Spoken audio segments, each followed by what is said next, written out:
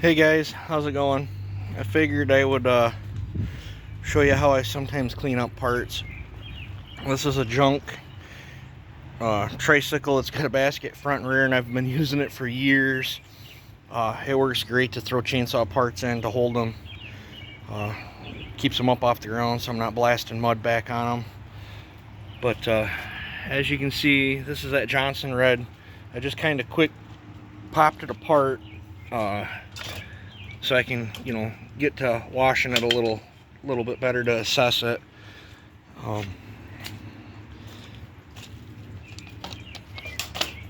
You can see she's super duper grubby, but I'm going to show you probably in real time on what I do. It's nothing special. I just got this. I salvaged this thing out of the rubbish. Did a little bit of work to it, got it working. It doesn't make full pressure like it should, but it works. It makes just enough. And how I cut the tip, it works just enough to make enough pressure where I'm not damaging parts on saws and stuff. And it cuts through that stuff pretty good. And this is a handy spray thing that I use for like in the bodywork field for spraying solvents and stuff, but I put a degreaser in it, and I'll show you what degreaser I use here in a minute. But I might have to pause here and refill that up if I run out of degreaser. I'm not sure yet, but try to position you where you guys can see both in there. But I don't know, maybe I got enough for the first coat. My pumper is starting to act up on this one, getting wore out. But I just thought I'd show you guys how I typically try to do a couple saws when I get all this stuff dug out. Might have to get my other pumper out if this one keeps acting up. But typically try to do more than one saw because it's a pain in the butt to get the washer dug out and water hooked to it. And then I get all wet and so on and so forth.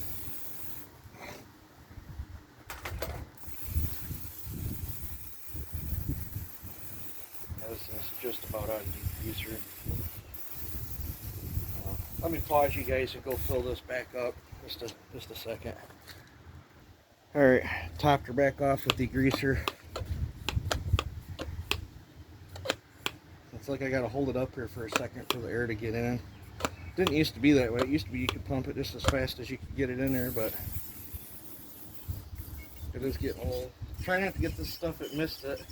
You can change your tip and whatever, but I like this little stream here. But if it's splattering and that wind blows it in your eyes, this stuff's pretty hard on your skin and your eyes.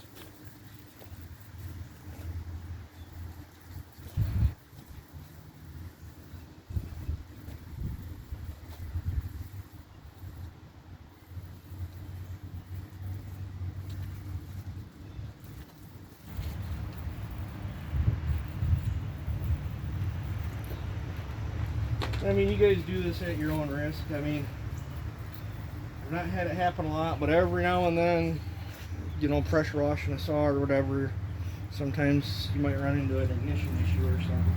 But it's a risk I'm willing to take. I think you can still get parts for these Tommy Reds.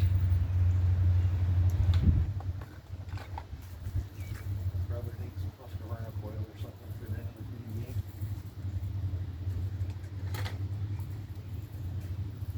I wish the aftermarket, I mean, it's nice on some saws, got a huge aftermarket support system. I wish the aftermarket would jump in and make some ignitions for a lot of the other, harder to get stuff that's obsolete. It is what it is. I guess this video will be something kind of different than what you guys are used to, huh?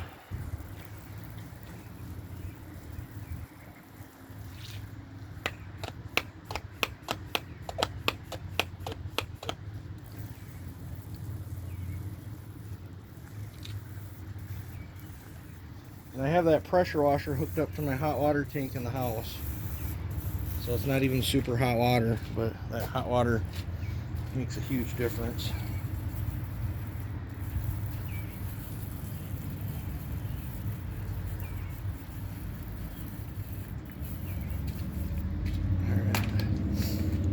I'm gonna pause you guys. I'm gonna let this soak for probably 5 minutes or so, and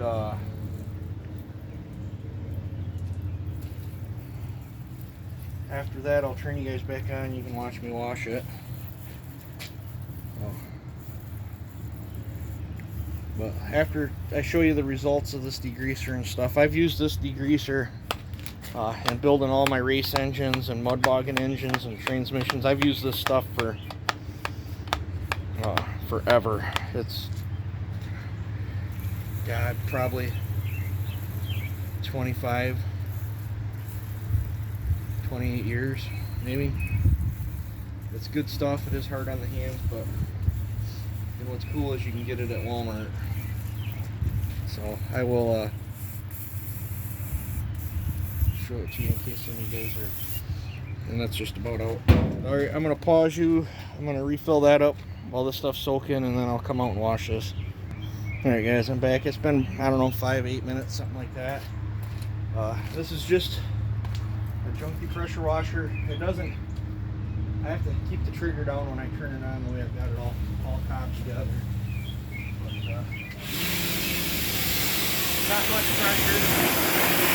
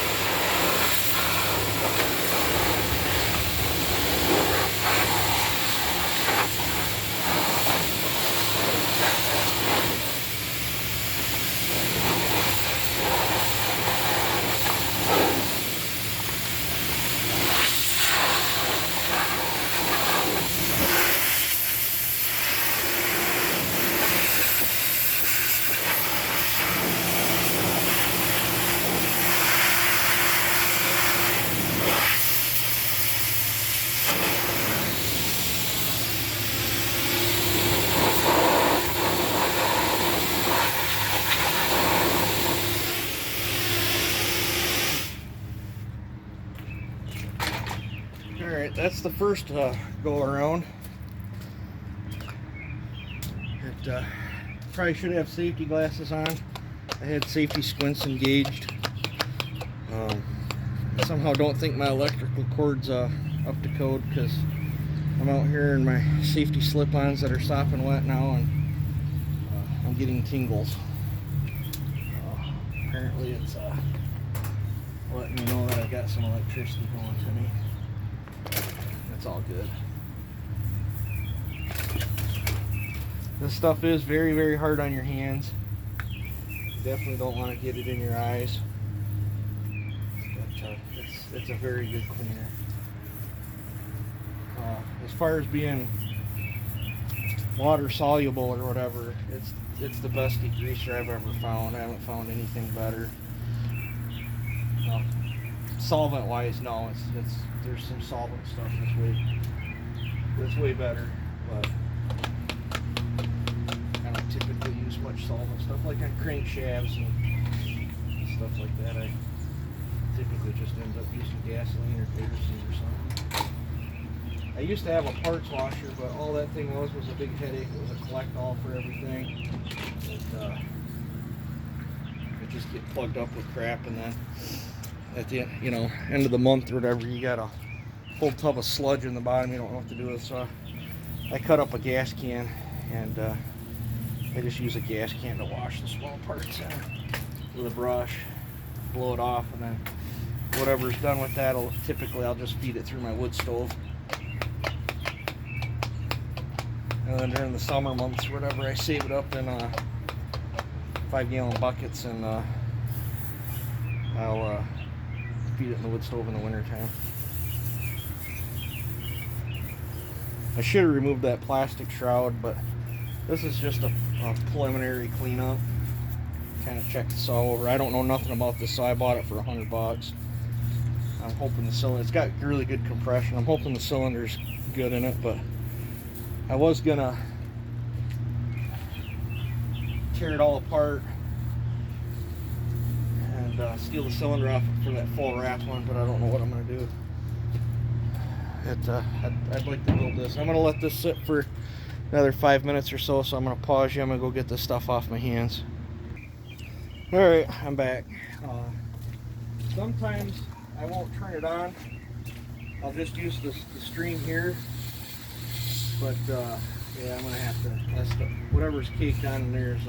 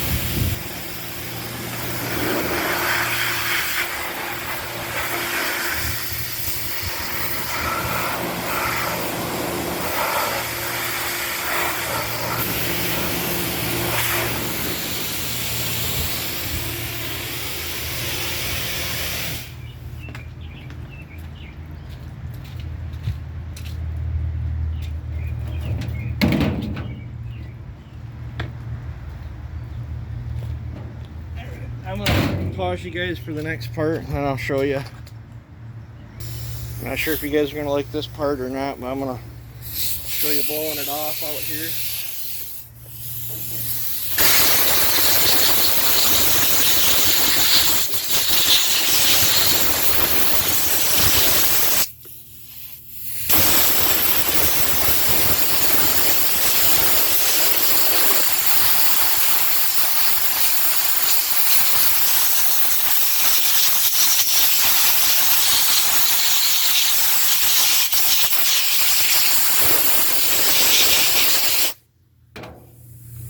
Then what I'm gonna do is go set this over on my car that I gotta fix someday. Let it dry.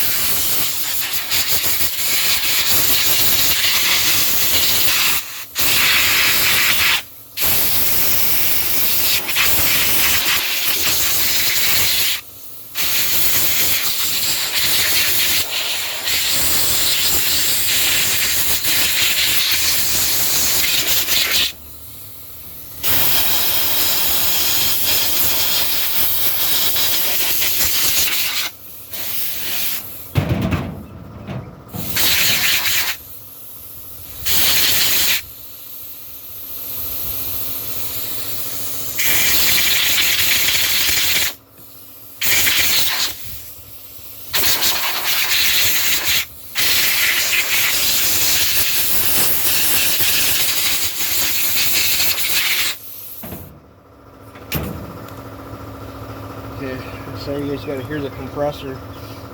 I had a piece of tape wedged in here so I wasn't blasting with the choke hold too. But I'm seeing, it looks like they smeared silicone all over the fuel line. That's not going to fly, I'm not dealing with that. Looks like somebody smacked the crap out of the carburetor at one time too. Probably had a piece of dirt or something in the needle and seat and it was flooding out and they thought that would fix it or something. I'm not sure. Notice I got a bare wire here too, so we'll have to tend to that. Now this is still pretty grubby, but I'm not going after this with a pinpoint. You know, I cut a notch in the tip of that pressure washer so it fans it out. Like if you noticed, it didn't even destroy the sticker. This is just the first time go around, you know, clean it up some, so you can kind of check it out. But there's going to have to be a lot of screwdriver stabbing and poking and cleaning and blowing off, and probably going to have to use some brake cleaner and some other stuff. But now I don't want to roll that over until I get the muffler off it and jug bolts and all that. That way I can make sure I didn't put nothing into the cylinder. But I'm gonna leave that here for there, and we'll blow the other parts out.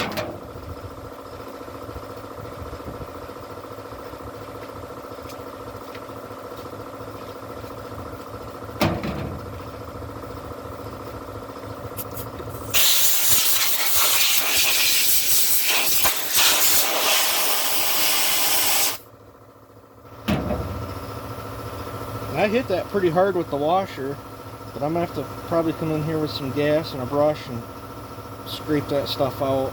So probably call it good on that piece.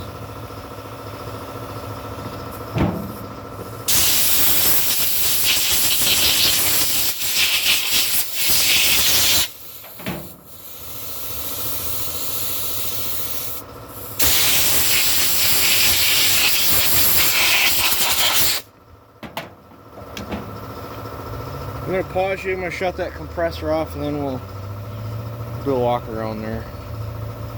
Alright, compressor just shut off.